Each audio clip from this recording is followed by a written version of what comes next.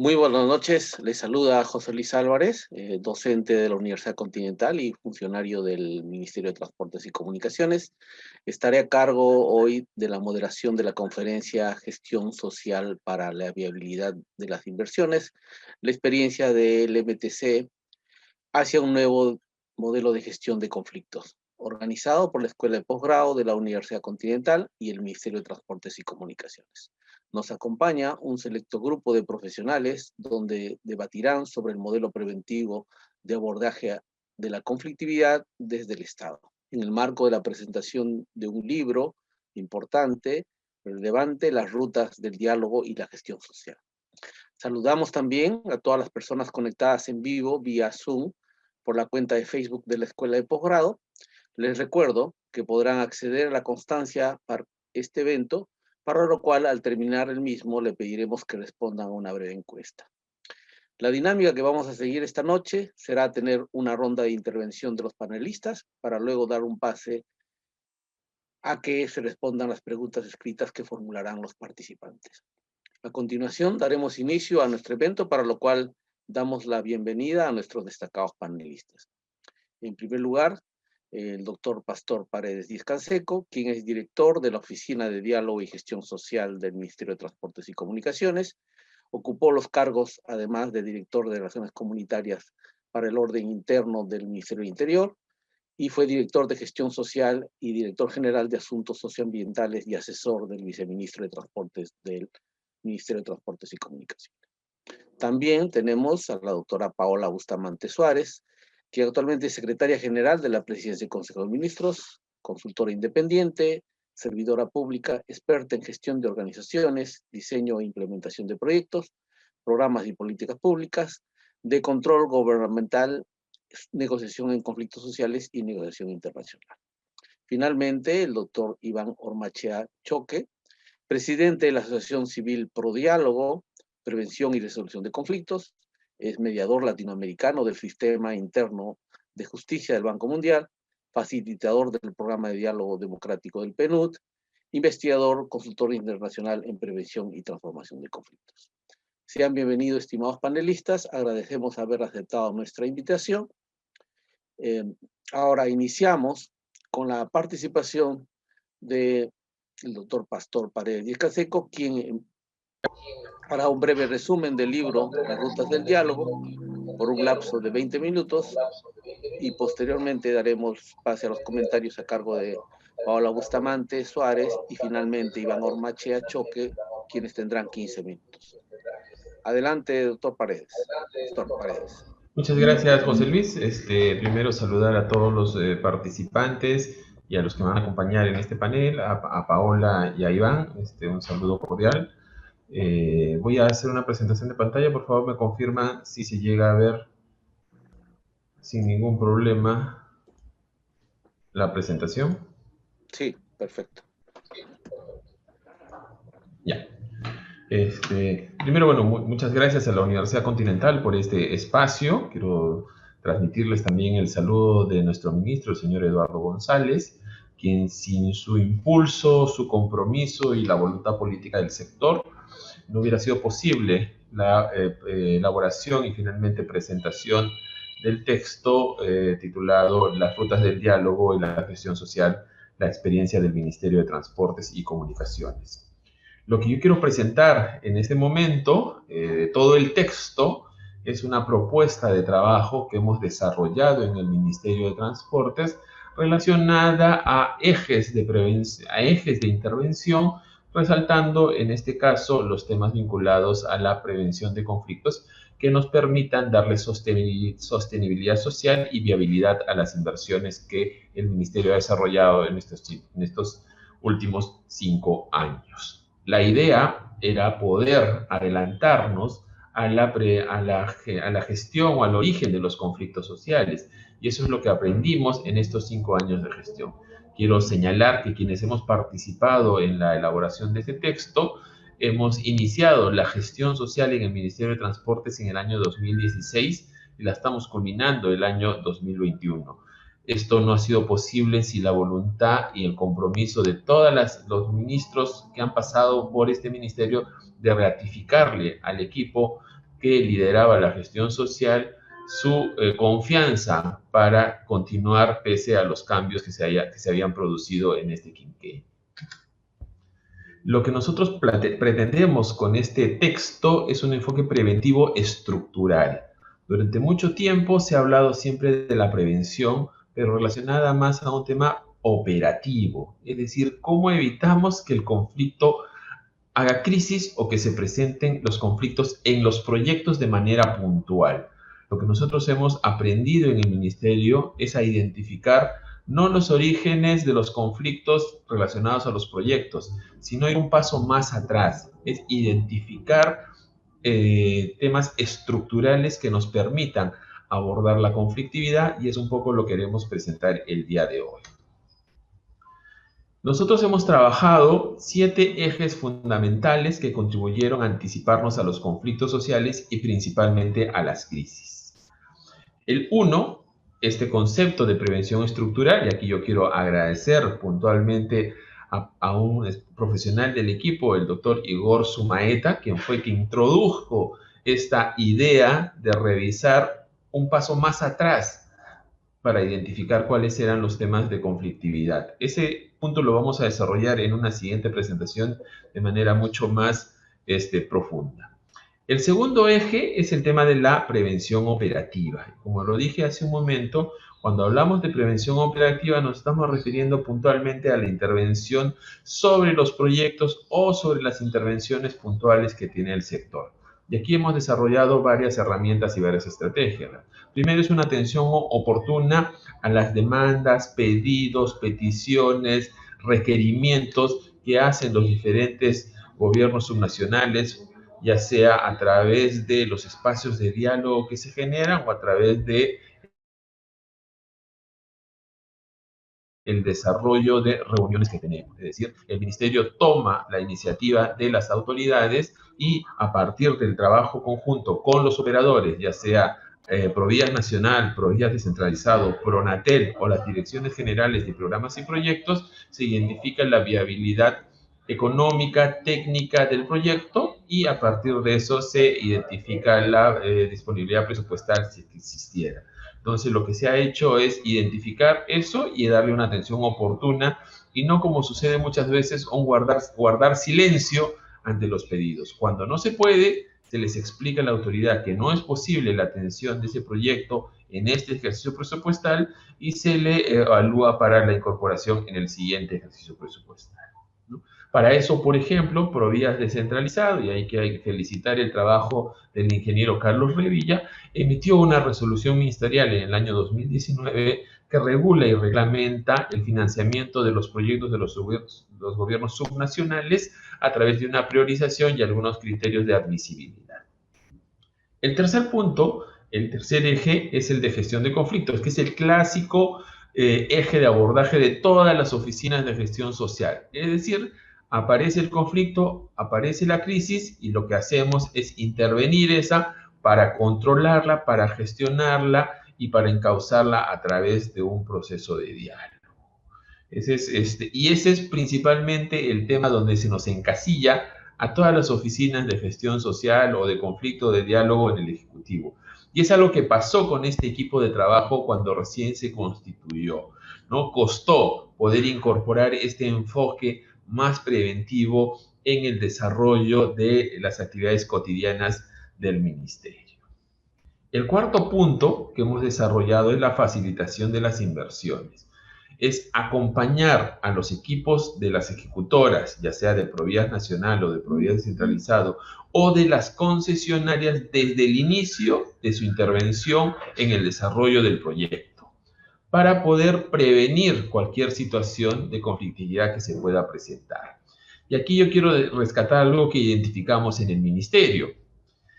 Es el riesgo social asociado a los proyectos. En todos los contratos que ha firmado el Ministerio de Transportes, el riesgo social lo tiene la entidad o el concedente, es decir, el Ministerio de Transportes. Pero la gestión social, es decir, el equipo que va a relacionarse con la población de los entornos de los proyectos, está a cargo del concesionario o del contratista. y no existe una relación directa, contractual, normativa, para poder incidir sobre esos equipos a fin de que hagan una gestión social adecuada. Es decir, un incumplimiento de un compromiso por parte del contratista o el concesionario finalmente termina en el Ministerio de Transportes para que sea atendido o resuelto. Es algo que encontramos y por eso se tomó la decisión en su momento en aquellos proyectos emblemáticos o importantes del sector tener un acompañamiento desde el inicio. El eje 5 es el tema de construcción de acuerdos y compromisos. Bueno, y ahí desarrollamos toda la estrategia de diálogo que ya venía implementándose desde el Ejecutivo desde hace varios años, ¿no? Desde la creación de la Oficina Nacional de Diálogo y Sostenibilidad, se establecieron varios espacios de diálogo y denominaciones, mesas de diálogo, mesas de trabajo, comité técnico, equipos ad hoc, comisiones multisectoriales, y ese es otro de los espacios, digamos, tradicionales en los cuales esta oficina ha desarrollado su intervención. Un sexto eje que hemos trabajado es el tema de la información, difusión y capacitación.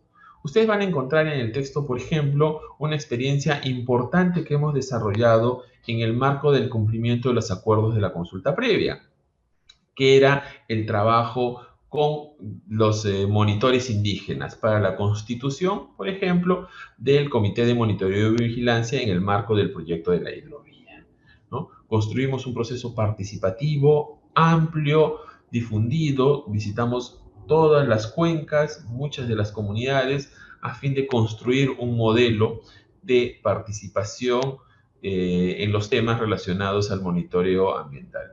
Otro trabajo que desarrollamos, por ejemplo, fue en la zona oeste del Aeropuerto Internacional Jorge Chávez, a fin de poder socializar en una fase posterior a la aprobación del estudio de impacto ambiental las acciones que iban a desarrollarse en esa zona relacionadas a la ampliación del Aeropuerto Jorge Chávez. ¿Por qué? Porque muchas veces los conflictos sociales se producen por falta de información o por silencio del Estado o de las ejecutoras o las intervenciones en relación a las comunidades. Y es algo que nosotros identificamos y desarrollamos una estrategia para acercarnos a esas zonas. Finalmente, todo esto, si no tiene un marco legal e institucional, no existe. Durante mucho tiempo, y es una de las grandes discusiones que tuve con el equipo del ministerio o los diferentes equipos de los ministerios es, pero ¿por qué quieres sacar una norma o por qué quieres hacer esto, por qué quieres hacer aquello? Me dice, coordinemos, establezcamos actividades de coordinación, articulemos las cosas. Yo le digo, perfecto, señor ministro, eso va a funcionar porque yo tengo su confianza y porque trabajamos de manera conjunta. Eso no es generar institucionalidad.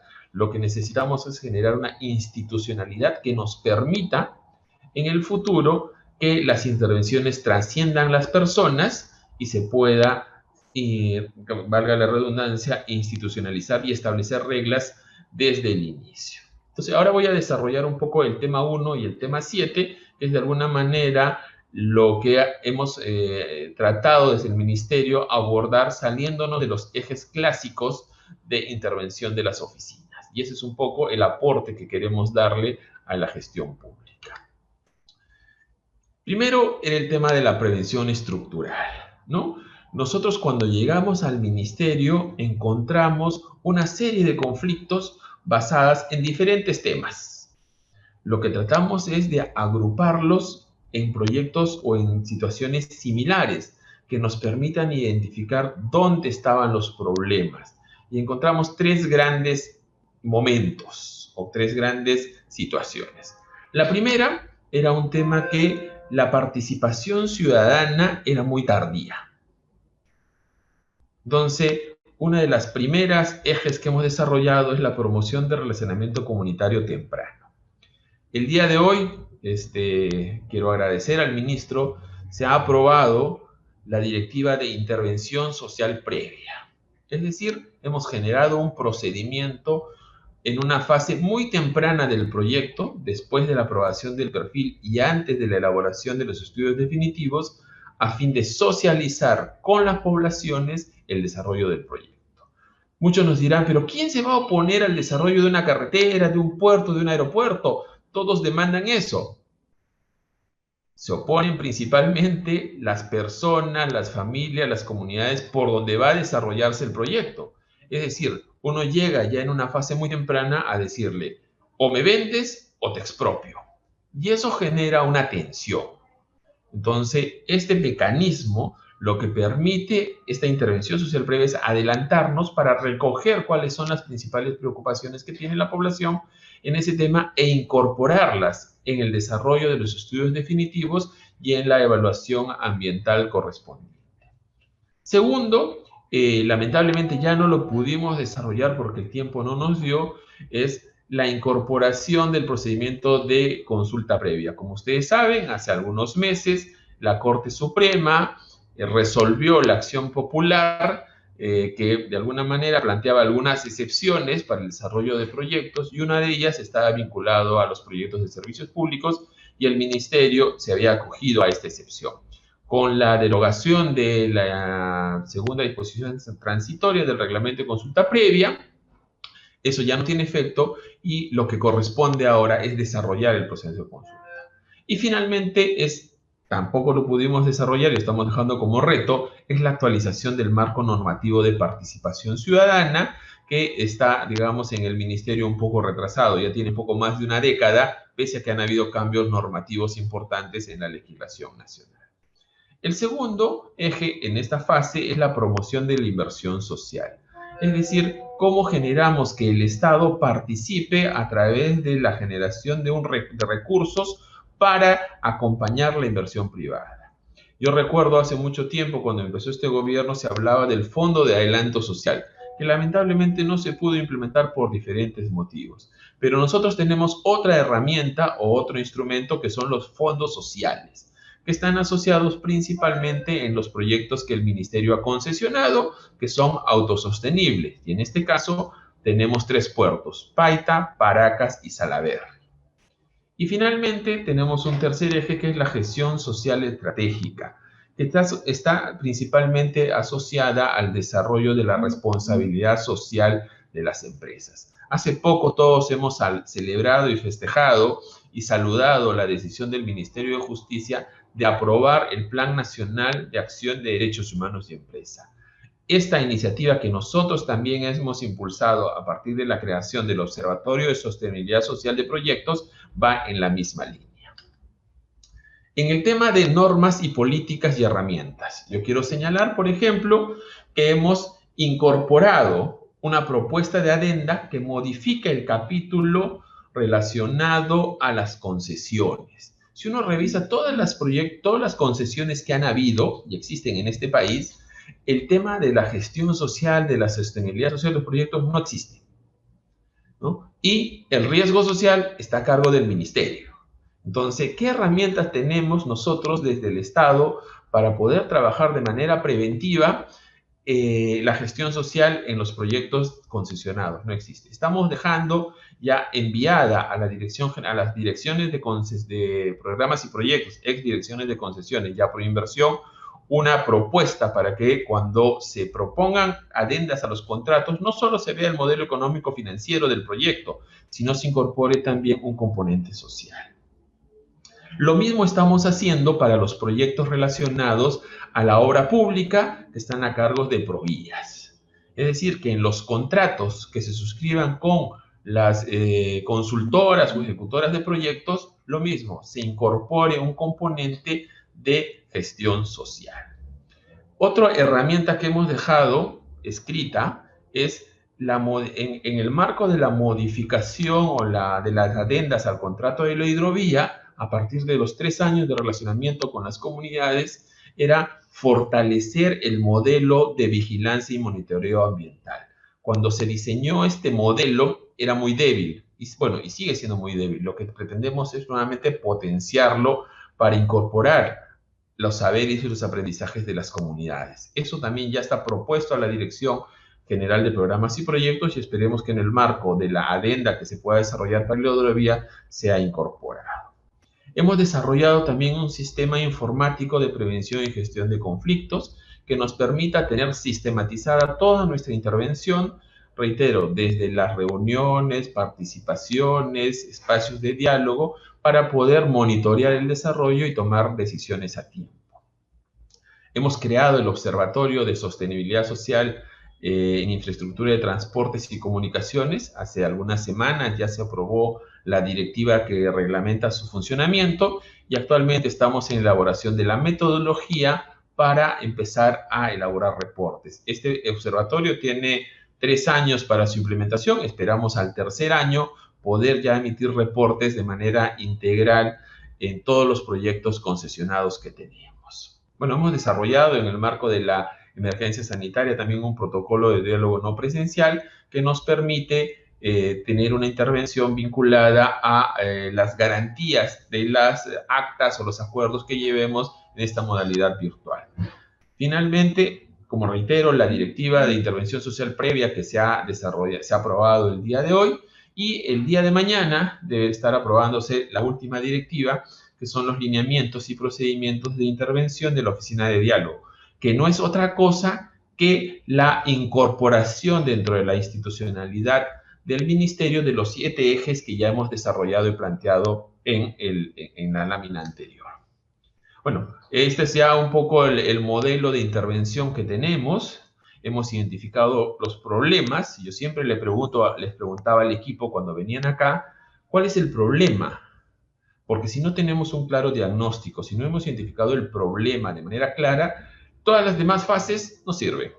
Yo tenía un profesor en la universidad que me decía, el problema de tu proyecto de investigación es el problema. Es decir, ¿cómo podemos identificar un problema adecuado que nos permita poder establecer una ruta para poder solucionarlo? Y después, bueno, tenemos la planificación, los logros y el seguimiento principalmente. Para poder haber llegado a este nivel de intervención, tenemos condiciones que se han tenido que generar. Primero es la apertura de los actores, es decir, tener el respaldo por parte de los actores sociales que participan. Segundo, la voluntad política, y esa la hemos tenido durante los 4 presidentes y casi 6 ministros que han habido, siempre ha habido la voluntad política de solucionarlo. Tercero, la confianza. La poca rotación de los equipos de gestión social del Ministerio de Transportes han hecho que la confianza que se construye con los actores sociales sea un importante valor para poder llegar a acuerdos. Y finalmente, que los actores sociales que participen tengan la legitimidad social para hacer sostenible los acuerdos a los cuales arribamos, ¿no? Bueno, un poco de las herramientas, que es el análisis. Aquí pensamos y reflexionamos mucho en el equipo de cómo poder encontrar soluciones creativas a los problemas. Aquí había un ministro que me decía, y siempre me lo voy a señalar, es cualquier cosa que hagamos es mejor que no hacer nada. Así que pónganse a pensar y díganos cómo solucionamos el problema, ¿no? Y bueno, un poco más las herramientas es el diálogo, el asesoramiento técnico, la difusión, la capacitación y algo importante que no existe en el Estado, que es la evaluación. Aquí nos hemos sentado a reflexionar qué es lo que pasó en cada una de las intervenciones importantes que hemos tenido, y eso lo van a encontrar ustedes en la publicación y en la sistematización. Si ustedes van a revisar los casos, finalmente van a encontrar los logros, los éxitos que hemos tenido, pero también algo importante que ha puesto el equipo, son las frustraciones que hemos tenido muchas veces que hacer frente, porque nos hemos encontrado con paredes de piedra que muchas veces han sido difíciles de escalar. Entonces, eso también está recogido en el libro. Finalmente, de todas estas normas y procedimientos o propuestas y herramientas, tenemos una actualmente en plena ejecución. En el marco del desarrollo del contrato gobierno a gobierno para la ejecución del proyecto del Aeropuerto Internacional de Chinchero, como yo he señalado hace un momento, el riesgo social lo tiene el ministerio, pero la gestión social está a cargo de la empresa que ha resultado ganadora. Lo que nosotros propusimos y hablamos con la PMO de Corea es que, y ahí fue una larga conversación con ellos, porque nos decían, no se preocupen, Nosotros hablamos con el contratista para que sus recomendaciones se implementen, para que sus recomendaciones se hagan. Y yo les decía, señores, ya tenemos varios años acá y si no está escrito, si no está en el contrato, si no está en el estudio de impacto ambiental, no existe. Entonces revisamos el estudio de impacto ambiental y la verdad en el tema de gestión social era muy débil, es un estudio un poco antiguo, acá tiene casi como 4 o 5 años, y lo que se había escrito ahí en el tema de gestión social con un enfoque de prevención de conflictos era muy débil. Entonces lo que nosotros construimos fue un anexo social, es decir, necesitamos hacer vinculante las recomendaciones que va a emitir la oficina de diálogo hacia el contratista. Y logramos incorporar en el acuerdo con el consorcio Chinchero, y ustedes van a encontrar el anexo social en el libro, algunas acciones como la generación de espacios de diálogo, como la generación de espacios de acuerdo y consenso en temas críticos y prioritarios. Y eso es lo que está actualmente funcionando y lo que estamos haciendo es canalizar las demandas de la población a través de este espacio de diálogo importante, que van temas vinculados a empleo, a compras, a relacionamiento comunitario, a información. Es decir, lo que evitamos es que las comunidades se movilicen en las calles y, por el contrario, llevar a el espacio del diálogo las preocupaciones que tienen, y eso actualmente está en implementación. Finalmente, este modelo de gestión social preventiva que se muestra en el libro representa un importante aporte que nosotros queremos dejar a la gestión de la conflictividad y a la gestión social en el país, ¿no? Con una mirada en 3 áreas: una gestión estratégica, que es lo que hemos intentado hacer, una gestión del entorno político a través de las condiciones que hemos señalado, la voluntad política, la legitimidad de los actores, la confianza y la participación activa de todos en estos espacios. Algunas tareas pendientes que nos quedan ya al equipo y a la gestión, y lo estamos dejando. Primero es el desarrollo de las funciones relacionadas a la consulta previa, que ya, como reitero, en el marco de la derogatoria de la resolución del proceso de acción popular hay que empezar a implementar. La actualización de la normatividad de participación ciudadana, que reitero está un poco desfasada en relación al marco legal nacional que regula los procesos de participación ciudadana en general. Siguiente, la implementación del Plan Nacional de Derechos Humanos y Empresa en el Ministerio de Transportes. Eso lo hemos estado trabajando con el Ministerio de Justicia para incorporar algunos de los indicadores que están establecidos en el plan en el Observatorio de Sostenibilidad Sostenibilidad Social de los proyectos de infraestructura que tenemos. Estamos trabajando en la metodología y esperemos incorporarlos en los siguientes meses. Y finalmente ya poner en operación el observatorio y empezar a emitir los reportes.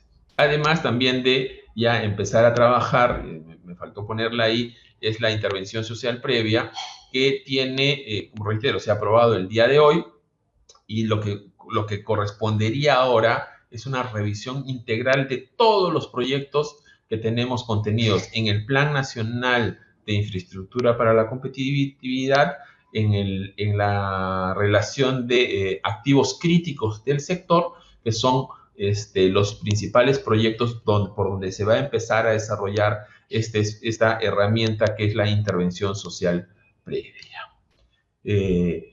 Bueno, eso es un poco el trabajo que hemos desarrollado en estos 5 años, que nos ha permitido desde el Ministerio tener 2 miradas. Una mirada operativa, es decir, como yo le digo a mi equipo, el día a día, seguimiento a los proyectos, pero también identificar cuáles son los principales problemas, agrupando todos estos conflictos en los principales problemas, poder identificar dónde están los orígenes en las estructuras del ministerio, en las estructuras normativas, en la institucionalidad para hacer cambios.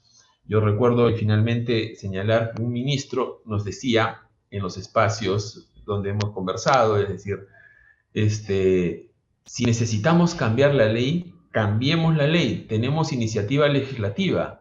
Si necesitamos cambiar un decreto supremo o una resolución ministerial, depende única y exclusivamente del Ejecutivo hacer esos cambios. Entonces, propongamos cambios para poder cambiar la relación con las comunidades y que permitan desarrollar los proyectos que finalmente van a mejorar las condiciones y la calidad de vida de las personas. Muchas gracias.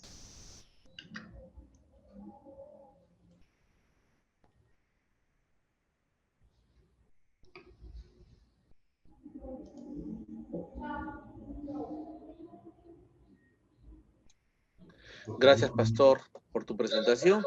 Vamos a continuar con el comentario, el análisis de la doctora Paola Bustamante, pero antes quiero señalarles que pueden emitir sus preguntas a través del chat, y tenemos una dificultad con el doctor Iván Ormachea, quien se encuentra en la selva en conexión, así que le pido a Paola si puede extenderse y hacer un comentario mayor, porque tenemos esa dificultad. Y a su vez, a los miembros de Facebook y Zoom pueden hacer sus preguntas. Adelante, doctora Paola. Bueno, muy buenas noches y muchísimas gracias por la invitación. Agradecerle a la Universidad Continental por la invitación. José Luis, muchas gracias. Andrés, agradecerle también a Pastor Paredes y a todo su equipo, ¿no?, por el excelente trabajo que han realizado. He tenido la oportunidad de revisar el libro y quisiera felicitarlos por este aporte en base a la experiencia en la gestión social, que es un reto enorme, porque normalmente, y hay un punto siempre de pendiente en el trabajo en inversión pública y en los sectores económicos, donde el mayor reto es cómo uno comunica, une, enlaza lo social con lo económico, ¿no? A veces pareciesen dos temas totalmente distintos cuando están permanentemente entrelazados. Y como bien ha señalado Pastor, y por eso reitero mi felicitación por el trabajo realizado, es que en la gestión pública normalmente no hay tiempo para hacer y escribir. Y por eso felicito al equipo, porque efectivamente he podido ver de cerca el trabajo desplegado por el equipo que dirige Pastor y por cada uno de sus integrantes en diferentes partes del país, ¿sí? Yo los he visto más en la parte del sur del Perú y en el corredor Vial Sur, que es donde nos conocimos y compartimos el trabajo. Sin embargo, he visto su trabajo también a nivel nacional. Y luego presentar, terminado una gestión, un documento que aporta en base a esa experiencia es sumamente importante, es sumamente útil y contribuye a que en general en nuestro país podamos aprender efectivamente de que cuando uno hace gestión debemos también dedicarnos a escribir al final para poder compartir esas buenas lecciones, ¿no? Y también alertar ahí cuando tenemos que corregir temas. Creo que en la gestión uno aprende todos los días, así que creo que ese es un gran aporte. Y voy a avanzar en esa línea, un poco siguiendo la lógica planteada en el documento, ¿sí? Y quisiera lo primero resaltar, además de que tenemos un documento para aprender, de verdad voy a utilizarlo en mis clases a partir del día de hoy, es que es un documento, un libro, una reseña que se centra en las personas. Yo creo que eso es lo primero que tenemos que tener presente, ¿no? Las propuestas que se plantean, los casos que desarrollan en diferentes partes del Perú, muestran y nos invitan a pensar efectivamente qué es lo que siente y qué es lo que pasa en cada una de las comunidades, en cada uno de los espacios, porque no solamente es comunidades, también tenemos ejemplos en el documento, en el libro, vinculados a la ciudad y al transporte público. Entonces nos muestra cuál es esa preocupación, la problemática, ese problema público que tienen los ciudadanos y las ciudadanas diariamente, ¿no? Entonces, la única manera de encontrar una alternativa de solución es conociendo ese problema, ¿no? El problema público, identificando qué aqueja al ciudadano y de qué manera podemos encontrar alternativas de solución. Y este libro nos orienta cómo encontrar ese camino, ¿no? O sea, primero preocupémonos de qué problema tiene el ciudadano.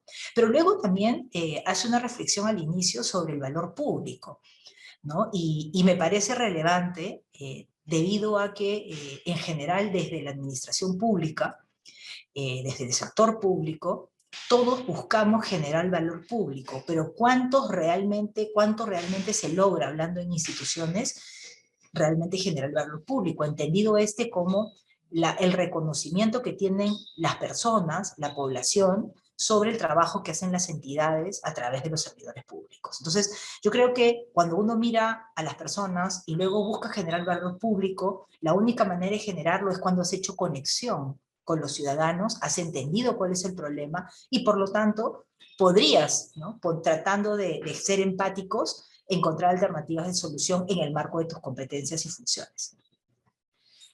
Hay otro tema que quisiera relevar y es que nos hace una reflexión, ¿sí?, sobre, en esta lógica de identificar los problemas, vamos a encontrar una serie de demandas, ¿no? Cuando se plantea un proyecto de inversión pública, creo que uno de los temas que más nos preocupa permanentemente es que el proyecto camine, ¿no?, sea viable. Y muy poco se mira la parte social, la viabilidad social del proyecto. La viabilidad social y ambiental, aunque no es materia del día de hoy, de este diálogo, ¿no?, son como factores conexos, ¿no? Bueno, sí hay que hacer también análisis de viabilidad social y ambiental. Bueno, pero es que es fundamental. Es fundamental, ¿por qué? Porque si uno no analiza en el contexto social en el que se va a implementar este proyecto de inversión, ¿no?, sea pública o privada, entonces no estamos identificando bien cuál va a ser esa demanda o demandas que va a tener la población respecto de esta nueva inversión. Y por lo tanto vamos a tener una lista, ¿no?, de demandas, probablemente con unas expectativas enormes, ¿no?, que no vamos a poder cumplir.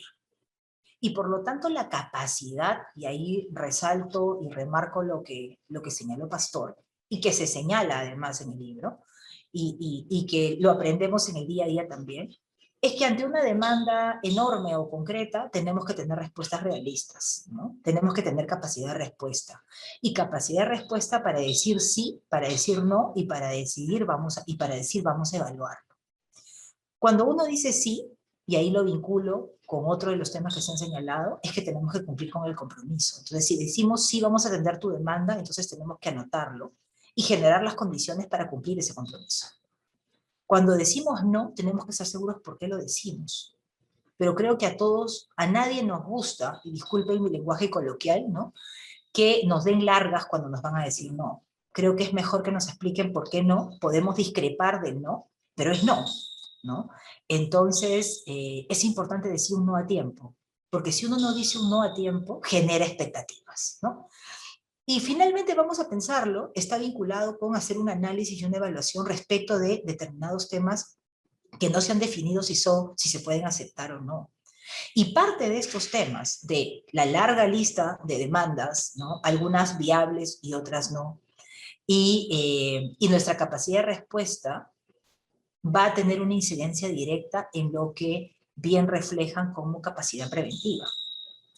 El proceso en el que uno no tiene capacidad de responder o sí o no, ¿no?, y generas la expectativa, estás generando posiblemente también un futuro conflicto, más cerca o más lejos, pero lo estamos generando porque generamos una demanda que no vamos a poder atender.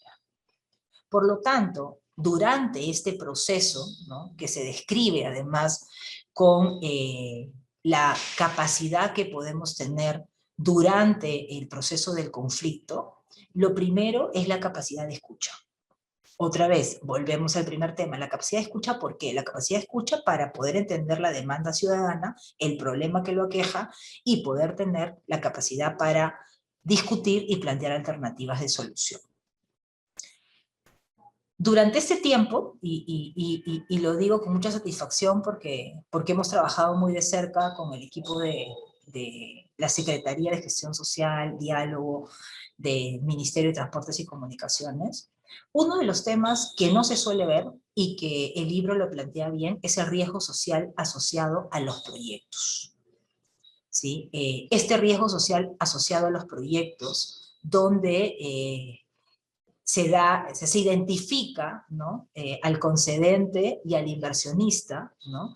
Y quién asume la responsabilidad luego, como lo ha descrito Pastor en su intervención inicial, es que se traslada a este inversionista, sea público o privado, ¿no? En este caso principalmente privado, muchas veces, ¿no? La solución de aquellas demandas que no terminamos de conocer.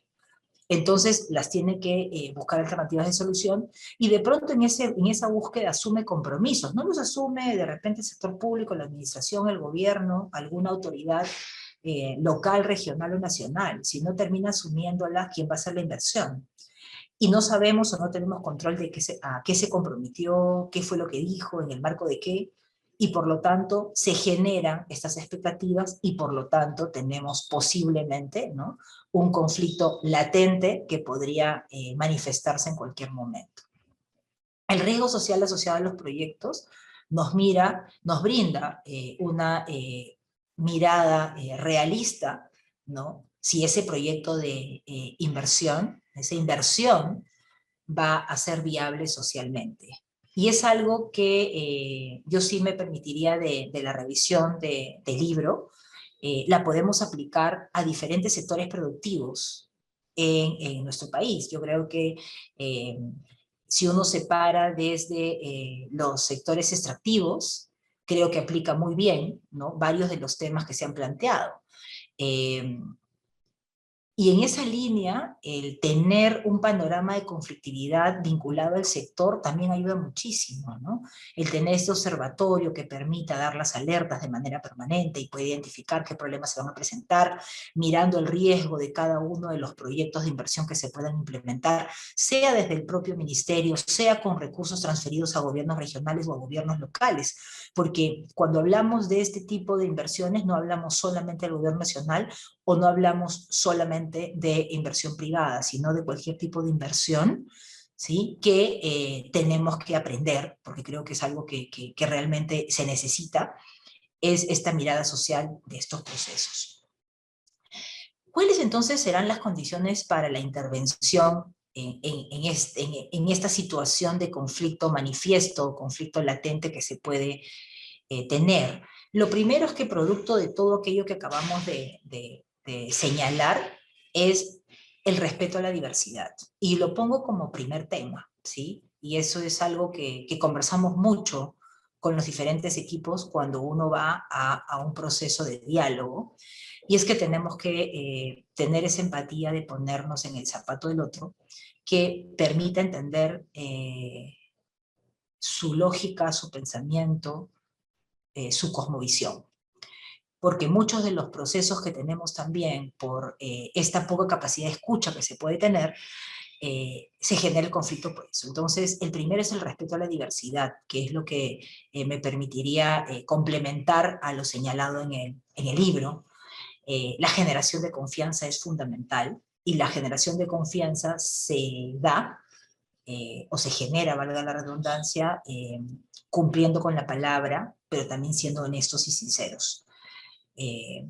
Cumpliendo los compromisos, ¿no?, demostrando empatía, generando empatía, ¿no?, y además formando parte de un equipo que tenga disposición. Pastor hizo mención a algo que señala el libro, y es la disposición de los actores, la voluntad política y la legitimidad social.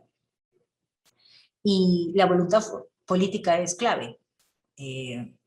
He visto en estos 5 años de diferentes actores, además en un mismo quinquenio, donde sí existía voluntad oscilante probablemente, ¿sí?, pero de buscar alternativas de solución para temas muy concretos que los invito a leer en el libro, ¿no?, a casos muy concretos donde siguiendo la decisión de un ministro, de otro ministro, luego de una ministra, y así sucesivamente, al final terminamos, después de 5 años, cumpliendo aquello que se ofreció en algún momento al inicio del gobierno, con un ministro totalmente distinto al que termina, pero que finalmente este equipo de gestión social transmite, y ese es un tema que Pastor ha señalado, ha sido una suerte que esté en 5 años, y por lo tanto ese es un valor agregado también, que es importante señalar, ¿no? Lo que implica el proceso de generación de confianza cuando estás permanentemente en contacto con la población, pero además cumples tu palabra, porque si estás los 5 años y al año 2 no cumples tu palabra, entonces esa confianza además es trasladada a todo el equipo que te acompaña. Entonces, la voluntad política es fundamental, así como la disposición de los actores. Y yo quisiera relevar 2 temas finales antes de terminar, que está vinculado con el sistema de alerta temprana. Me parece muy interesante la metodología, ¿no?, que se plantea desarrollando los registros de casos, cómo llevarlos, nos plantean flujos, que creo que nos van a ayudar a todos, me incluyo, a quienes estamos en el sector público, ¿no?, o a quienes nos gusta y somos servidores públicos de carrera, para implementarlos ahí donde corresponde. Creo que se puede aplicar en cualquiera de los sectores, porque en cada sector surgen conflictos, en algunos más, en algunos menos, en algunos son más visibles, más mediáticos, en otros no, pero siempre existen los conflictos. ¿Por qué? Porque tenemos visiones muchas veces distintas, oposiciones distintas, y por lo tanto es necesario generar espacios de diálogo. Por lo tanto, el sistema de alerta temprana que nos plantea como metodología me parece muy útil. Y lo segundo, que es fundamental, y regresamos al tema de prevención, es el seguimiento, el sistema de seguimiento de compromisos, ¿no? El sistema de seguimiento de compromisos también es central, porque uno permite demostrar que uno puede cumplirlos, y que aquello que por alguna razón no se cumple, pues se rinde cuentas de qué es lo que ha sucedido.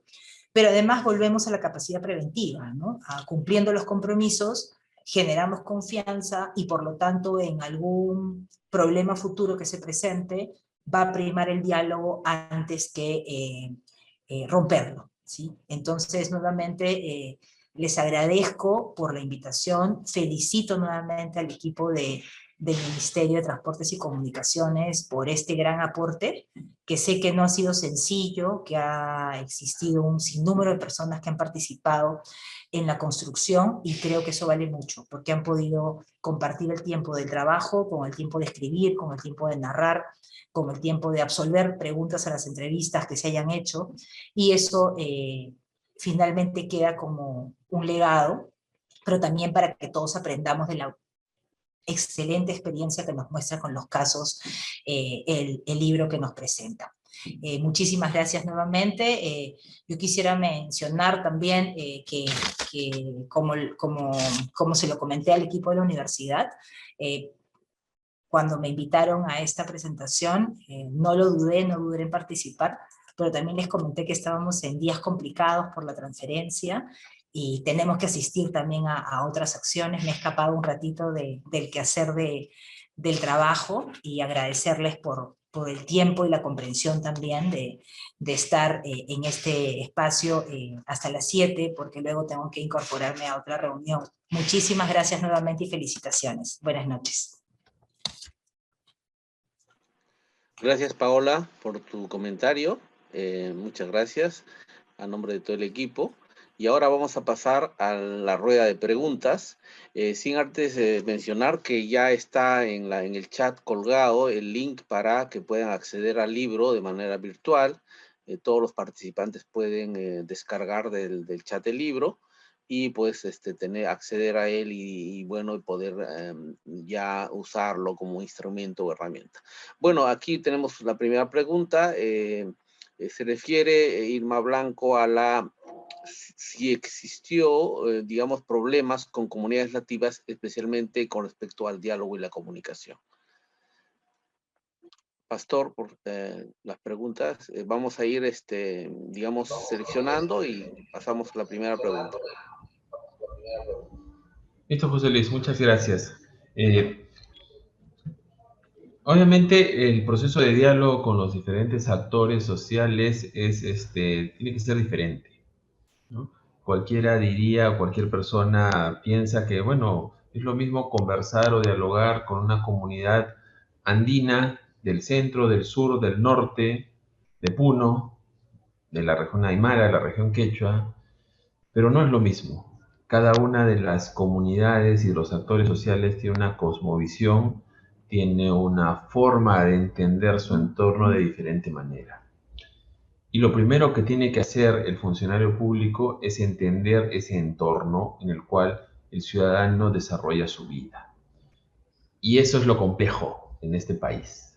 No somos un país uniforme, no somos un país único. Tenemos diferentes espacios culturales. Y una de las primeras cosas que siempre le pido al equipo es entender el entorno en el cual las comunidades desarrollan sus actividades. Y yendo al tema de las comunidades nativas, nosotros digamos, tuvimos la oportunidad de poder acercarnos a ellos en el marco del desarrollo del proyecto de la hidrovía. Y claro, eso es un proyecto sumamente complejo por las consideraciones técnicas que tiene, pero además porque se desarrolla en 4 cuencas hidrográficas, con varios pueblos amazónicos involucrados y varias cientos de comunidades nativas involucradas. Entonces, si bien es cierto, hay factores comunes que unen la vida, el desarrollo de las comunidades, cada espacio territorial tiene sus particularidades. Y en esa complejidad es que tuvimos que desarrollar un proceso de diálogo. Primero, obviamente, recogiendo las preocupaciones generales y después aterrizando en las preocupaciones ya más particulares. Además, teniendo en cuenta que en ese espacio de nuestro país hay sobreposiciones con temas, por ejemplo, vinculados a temas ambientales de los lotes petroleros. Entonces, eso complejizaba un poco más el proceso de diálogo. Ahí ustedes podrán revisar en la sistematización de la experiencia vinculada a la hidrovía todo el esfuerzo que se hizo administrativamente hablando para poder llegar a las comunidades, porque ese es también un tema que lo van a encontrar ahí, las frustraciones, como dije, del equipo que participó en el tema de la hidrovía por las incomprensiones que teníamos en los temas administrativos. Gracias. Ok, gracias, Pastor. Continuamos. La pregunta de José Vázquez, que señala si el problema público o la demanda ciudadana están relacionadas con la situación de salud, de educación, medios de vida de la población, si se ha considerado el impacto de la intervención en estos aspectos. A ver, obviamente todas las intervenciones del Estado que se hacen en algún espacio territorial, cuando uno llega, no ve al Ministerio de Transporte solo, ve al Ejecutivo representado en el Ministerio de Transportes. Y eso hace que, de alguna manera, seamos el canal de comunicación de las demandas de la población o de las dificultades de la población para acceder a ciertos servicios, y nos convertimos en ese canal. Yo quiero poner un ejemplo nuevamente yendo al tema de la hidrovía. Nosotros llegamos a la Amazonía y, obviamente, reitero, no ven al ministerio sino al Ejecutivo. Y nos tocó generar un espacio de diálogo con las comunidades para poder establecer un plan de inversiones, para poder atender muchas preocupaciones de la gente. Claro, ustedes van a revisar también en el texto que en ese momento recibieron muchas peticiones y, como dijo Paola hace un momento, a quien quiero agradecer por sus palabras en relación a la intervención que ha tenido esta oficina y la coordinación permanente que hemos tenido cuando ella estuvo a cargo de liderar los espacios de diálogo en el corredor vial Arequipa, Cusco y Apurímac. Entonces ahí ella también fue testigo de esta pedido de la gente, ¿no? Entonces, esa es una de las temas que nosotros hemos tratado de incorporar y articular con los otros sectores, ¿no? Pero claro, en algún momento el Ejecutivo tiene que tener la capacidad de decir que no se puede. Y aquí en el Ministerio, pese a todos los esfuerzos, nos costó decirle a la gente que no se podía. Al comienzo tratábamos de convencer internamente a las direcciones ejecutivas de Provías, Nacional, descentralizado, a la propia alta dirección, de que sí hay que invertir, hay que cumplir, hay que aceptar las demandas de la población. Pero claro, revisando el plan de inversiones del ministerio, no toda la inversión del ministerio se puede concentrar en algún lugar del país y no tiene que diversificarse, ¿no? Entonces, hemos articulado, en algunos casos hemos logrado que los ministerios puedan intervenir. Chinchero, por ejemplo, el Ministerio de Trabajo cumplió un rol importante a través de sus programas Trabaja Perú, financiando proyectos en la zona que nos permitieron generar la confianza necesaria de que la palabra comprometida se había cumplido. En los otros lugares, lamentablemente, por diferentes motivos y con la coyuntura nacional, no permitieron que podamos avanzar en el cumplimiento íntegro de los compromisos. Lo que sí hicimos fue, si es un proyecto del Ministerio de Transportes, la palabra empeñada por el Ministerio en relación a sus proyectos se tiene que cumplir. Pese a que no necesariamente teníamos la responsabilidad al 100%. Por ejemplo, el desarrollo de las infraestructuras viales de los gobiernos subnacionales, las responsabilidades ahí son exclusivas del gobierno local o regional. Pero en atención a que el gobierno local o regional no había logrado desarrollar los proyectos, el ministro en su momento nos dijo, bueno, es nuestro proyecto, nosotros estamos interesados en que salga, entonces ese compromiso del gobierno local o del gobierno regional lo asumimos nosotros y lo ejecutamos nosotros. Gracias. Gracias, Pastor. Cristian García nos hace una pregunta. En primer lugar, felicita y luego dice, siendo importante la generación de confianza con la comunidad y cómo ha manejado el tema de las decisiones a nivel del ministerio. La pregunta es, ¿qué tanto poder de decisión se le otorgó a los negociadores? ¿Cuál fue el proceso de aprobación de las propuestas y solicitudes?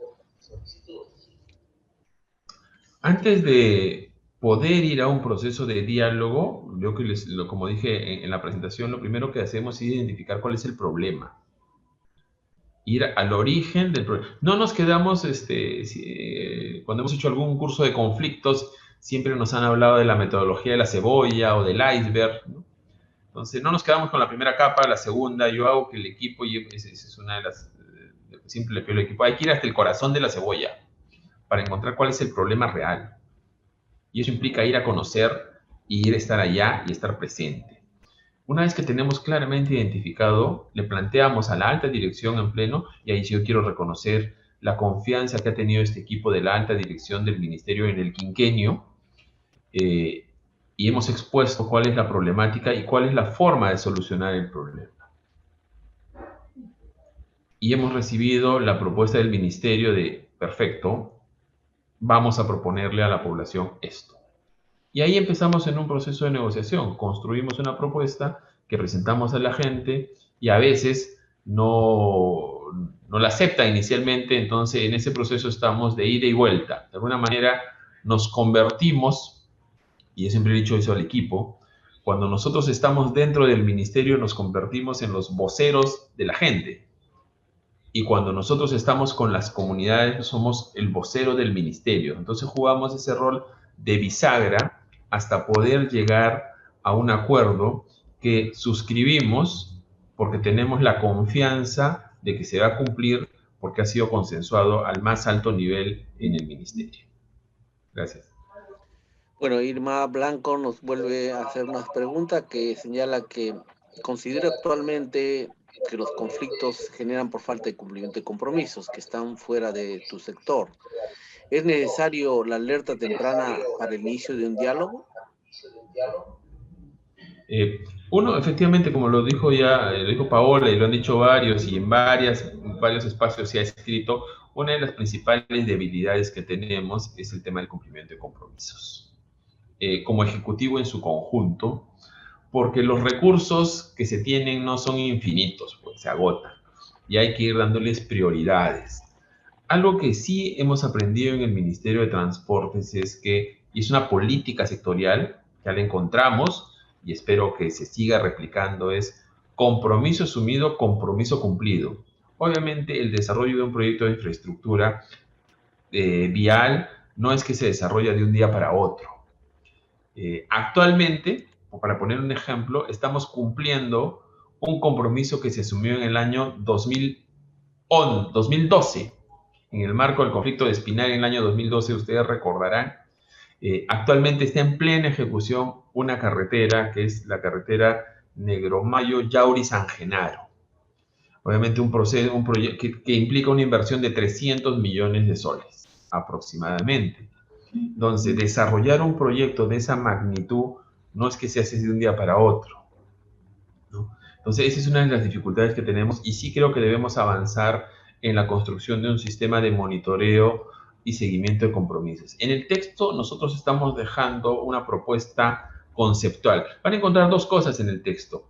Una metodología que aplicamos para el seguimiento de los compromisos del seguimiento de los acuerdos en el marco del corredor vial, escrito por Renato Cáceres y por Israel Maldonado, y también una propuesta metodológica, conceptual, perdón, para la implementación de un sistema de seguimiento y monitoreo de compromisos que lamentablemente no pudimos implementar, porque como le dijo Paola, entre el hacer el día a día y sentarnos a escribir y a implementar, a veces no hemos podido tener el espacio suficiente. Gracias. Gracias. Diego Alberto Paco nos pregunta, ¿se han priorizado proyectos de inversión para su evolución económica y financiera por sobre la evaluación social? ¿Cómo afectan estos en el logro de los objetivos del proyecto de inversión? No entendí bien, José Luis, ¿lo puedes repetir, por favor? Lo que quiere decir es que en muchas oportunidades se han priorizado los proyectos desde el punto de vista económico y financiero y dejando, digamos, en segundo lugar la evaluación social. ¿Cómo afecta esto en el logro de los objetivos de la inversión? Ya. Recordemos que cuando se cambia, el sistema de inversión en este país en los últimos 20 años ha pasado del SNIP, que tenía un criterio de priorización, priorizaba la rentabilidad económica de los proyectos, versus a una mirada del invierte que plantea un proceso de cierre de brechas. Ese es un cambio conceptual importante, un modelo de ver las cosas, ¿no? Entonces, recuerdo cuando se empezó a implementar el invierte en el ministerio, las conversaciones, discusiones, debates acalorados que existían en relación a este cambio. Si bien es cierto, había habido un cambio normativo, aún algunos funcionarios seguían pensando con el chip anterior. Y obviamente costó poder hacer ese proceso, ¿no? Actualmente, por ejemplo, el ministerio está impulsando desde el Viceministerio de Comunicaciones proyectos vinculados a temas de conectividad, donde se está sobreponiendo la inversión social, la rentabilidad social sobre la rentabilidad económica. ¿Por qué? Porque está en el marco de la mirada que le está dando el ministro Eduardo González al cierre de brechas en conectividad digital. Entonces, es un paso importante desde el ministerio que se ha logrado en estos últimos 8 meses. Gracias. Bueno, Wilber Maldonado nos hace una pregunta.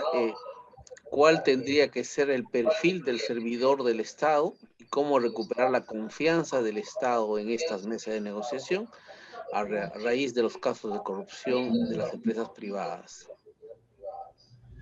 Ahí tenemos un gran problema para poder identificar el perfil. Yo recuerdo una vez aquí en el ministerio, y no voy a decir su nombre, pero contraté una enfermera y un psicólogo, en el marco de la selección que hubo, y decía, y me dijeron, ¿y qué hace una enfermera y un psicólogo resolviendo conflictos? ¿No? La enfermera sí lo pone inyecciones y el psicólogo para hacer análisis clínicos. Le dije, señores, esa es una visión muy obtusa, muy sesgada, muy corta de las capacidades que tienen los profesionales. Una de las principales cosas que valoramos en esta oficina, y creo que en la gestión social también existe, son las capacidades humanas, personales que tienen los profesionales. Yo me he topado muchas veces con personas con maestrías en las mejores universidades que cuando los sientas en una mesa de diálogo literalmente tiemblan de miedo. Entonces, yéndonos ya al perfil, tiene que ser personas con vocación, servicio, con tolerancia, con respeto hacia el otro, con capacidad de escucha y atención, con capacidad de procesar y entender al otro, de empatía en general, ¿sí? Y tener la capacidad de analizar y poder proponer soluciones. Y eso ya nos va a una mirada más profesional también, que es conocer la administración pública. La administración pública es un enmarañado de procedimientos, de procesos, de oficinas, que si uno no las conoce, se pierde en esa nebulosa, y si te pierdes en esa nebulosa, no encuentras el camino hacia la solución. Entonces son dos miradas, un perfil más humano y un perfil técnico de conocer el Estado, de cómo funciona el Estado. Gracias. Sí, tenemos dos preguntas más. Jen Quispe nos dice, ¿cómo se transporta el estudio de 5 años en políticas de Estado que sirva para resolver conflictos sociales?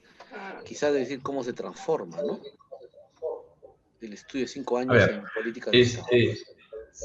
sí, lo que nosotros hemos pretendido, y ese fue el encargo final que tuvimos del ministro González, es construir unos esbozos, unas pinceladas de una política sectorial. Y aquí dos cosas. En el Estado peruano no tenemos una institucionalidad sólida, firme para resolver conflictos. Depende mucho del perfil de la persona que lidere el proceso, que lidere las oficinas. Y ahí va marcando la pauta, se hace así, se hace así, se hace de esta forma. Entonces, y actuamos, y siempre lo hemos dicho, actuamos como bomberos. Yo muchas veces, en general, en estos 10 años que llevo gestionando conflictos en las diferentes posiciones en las que he estado, siempre he escuchado decir las oficinas de gestión de conflictos, de diálogo, bueno, cuando haya conflictos vas, pues, ¿no? No, tú no tienes nada que decir porque no hay ningún conflicto, ¿no? Entonces creo que aún nos falta como Estado incorporar una mirada mucho más estratégica. Yo recuerdo cuando trabajaba en la Defensoría del Pueblo y ahí aprendí esto, es como del caso particular, ¿ya?, pasas a la mirada de la política pública, ¿no? Y yo siempre recomiendo, y le recomiendo a mi equipo, y le recomiendo a todos ustedes que están en la sala, leer el artículo de Carlos Alza que se llama El Magisterio de la Persuasión. Esa mirada, ese enfoque que le da Carlos Alza en ese artículo puede ser aplicado para cualquier espacio público. ¿Cómo pasamos del caso particular a la política pública? En ese artículo, Carlos lo que hace es analizar la mirada de la Defensoría en su rol de supervisión del Estado. Pero desde nuestra mirada de gestores es cómo pasamos del caso particular a generar una política pública para resolver esos problemas. Gracias. Gracias. Aldo Pasoni Nostroza nos hace una pregunta que dice, ¿por qué hasta el momento no existen protocolos de intervención respecto a conflictos sociales a través de un ente rector? Tengo entendido que existen muchas metodologías de acuerdo a cada cartera ministerial, por ejemplo, la PCM, la Defensoría del Pueblo, tienen metodologías de intervención diferentes, incluso hasta en sus definiciones y abordajes sobre conflictos sociales. En el año 2013 hubo un proyecto interesante para unificar criterios, pero quedó en nada hasta el presente. Reitero, nuevamente se lo dije, eso depende mucho del perfil de las personas que lideren las instituciones en su momento. En estos 10 años que trabajo en el gobierno nacional, he visto muchas iniciativas para poder articularnos. Pero hay algo que deberíamos tomar en cuenta, que para construir una política nacional de gestión de conflictos, y yo voy más allá, una política nacional de gestión social que prevenga conflictos, tenemos que dialogar entre nosotros en el Ejecutivo. Y eso es lo que muchas veces, o las pocas veces sucede, ¿no? Yo he visto abortar en la puerta del horno, procesos iniciados por alguna persona porque no llegó a socializarlo o a poder compartirlo. Yo mismo me he opuesto en un espacio de toma de decisiones, señalando, esa propuesta no se puede aprobar porque nadie en esta sala la ha revisado más allá que el que la elaboró. Y no recoge el sentir o el espíritu de todo el Ejecutivo. Nosotros desde el Ejecutivo resolvemos conflictos vinculados a inversión pública, a inversión privada, a decisiones políticas, a carencias de la población, a conflictos entre gobiernos nacional, subnacional. Entonces no podemos tener una sola mirada, sino tenemos que tener una mirada multisectorial. Y eso es lo que yo invocaría a quien vaya a liderar en los próximos meses la gestión de conflictos o el proceso de diálogo y la gestión social desde el Ejecutivo. Sentarnos primero el gobierno nacional y después compartir con los gobiernos locales y regionales una mirada de diálogo y gestión social integral. Gracias. Ahora sí, las dos últimas preguntas. Julio César Cárdenas señala, ¿qué va a permitir la reciente aprobación de la directiva para la intervención social previa por parte del MTC? La propia directiva señala que lo primero que se va a revisar son lo que llaman muchas personas los megaproyectos, ¿no? Que son obviamente inversiones importantes y del sector. Entonces, lo primero que vamos a hacer, y el equipo lo va a hacer, es revisar el Plan Nacional de Infraestructura para la Competitividad, es decir, todos los proyectos incorporados del sector en ese documento y hacer un análisis de la situación de conflictividad existente. Después de eso, se identificará si cabe, si hay preocupaciones, si hay demandas, si hay resistencias, si hay quejas, molestias por parte de la población en los entornos de dichos proyectos. Y ahí se aplicará el proceso de intervención social previa para recoger esas demandas, esas preocupaciones y elaborar un informe que será trasladado a Provías Nacional, a la concesionaria, a Provías Descentralizado, a Pronatel o a la Autoridad Portuaria Nacional para recomendar la incorporación de las conclusiones en el desarrollo del expediente técnico. Es decir, irnos al contrato y plantear recomendaciones para que quien ejecute el expediente y después ejecute la obra, las incorpore desde el inicio. Y lo mismo en la fase de elaboración del estudio de impacto ambiental. Porque algo importante que hay que recoger es que la participación ciudadana, tal como está diseñada, es muy tardía. Y los instrumentos de gestión social o de diagnóstico social que existen actualmente en la fase de preinversión o en la fase de formulación, la verdad es que están ahí y se cumplen y se llenan por mero formalismo actualmente. Porque es un requisito más para que se apruebe el perfil o para que se incorpore en el presupuesto o para que se le asignen recursos. Pero no tienen la calidad suficiente que permita hacer un diagnóstico preliminar básico para eso. Esa fue una de las críticas, por ejemplo, que tuvimos en las conversaciones cuando aprobábamos eso. Decía, sí, pero eso está a cargo del consultor y se convierte en un requisito de procedibilidad.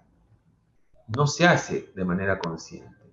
Y la única forma de hacerlo de manera consciente es que el sector lo haga, porque nosotros finalmente somos los responsables de lograr la viabilidad social del proyecto que estamos promoviendo. Y una vez terminada esa revisión de todos los proyectos, obviamente se plantearán las recomendaciones a las áreas ejecutoras. Gracias. Finalmente, la pregunta, ¿cómo el gobierno central puede implementar una estrategia homogénea en el diálogo y resolución de conflictos para disminuir los índices de conflictividad? Para empezar, yo no creo que haya soluciones homogéneas. Yo he señalado al inicio de las preguntas que tenemos una diversidad en el país. Entonces, lo que podemos plantear son propuestas generales, pero implementadas con las particularidades de cada caso. En los últimos 15 años se han escrito varios manuales, varios documentos. PCM tiene varios documentos elaborados que han desarrollado metodologías, propuestas, mecanismos de intervención, todos válidos. Hay que recogerlos, hay que ver qué es lo que sirvió, qué no es lo que sirvió, y a partir de eso ir construyendo y adecuándonos a la realidad del país. Yo dije hace un momento, no es lo mismo dialogar con mis amigos los gremios de transporte de carga pesada que con las comunidades nativas de la cuenca del Amazonas, por ejemplo. Entonces, no puedo llevar las mismas recetas. Sí podemos generar algunas líneas de intervención vinculadas a el respeto, la tolerancia, la escucha, el diagnóstico, pero no podemos hacer una uniformización de metodologías para cada caso. Yo hay algo que siempre les digo al equipo cuando va a una zona. Le digo, ¿y ya leíste sobre su pasado cultural, social? ¿Qué pasó en la época del terrorismo en esa comunidad? ¿Cuáles son sus orígenes en la época de la colonia? Yendo más atrás, ¿qué cultura había en esa zona? Porque necesitamos reconstruir las vivencias, las frustraciones, las alegrías que han tenido esas comunidades para poder entenderlas y saber qué es lo que está pasando. Eso es, gracias. Gracias, Pastor. Señalarle a Wilder que no podemos contestar su pregunta, que está dirigida a la doctora Paola y ella no está. Mil disculpas. Y a su vez señalar a todos los asistentes que estamos compartiendo por el chat el enlace de la encuesta sobre las opiniones de este evento, el cual estará disponible solo el día de hoy. Además, recordarles que la constancia saldrá con los nombres y apellidos ingresados en la encuesta, es decir, para la certificación, que serán remitidos a sus correos en el máximo de 30 días. Muchas gracias a los panelistas por sus importantes reflexiones. Damos por concluido nuestra conferencia, Gestión Social para la Viabilidad de las Inversiones, la experiencia del Ministerio de Transportes y Comunicaciones hacia un nuevo modelo de gestión de conflictos. Agradecemos a todos los que se han conectado por este Zoom y a través de las redes sociales por su participación. De parte de la Escuela de Postgrado de la Universidad Continental y del Ministerio de Transportes y Comunicaciones, les agradecemos su participación. Muchas gracias. Gracias a ustedes. Gracias.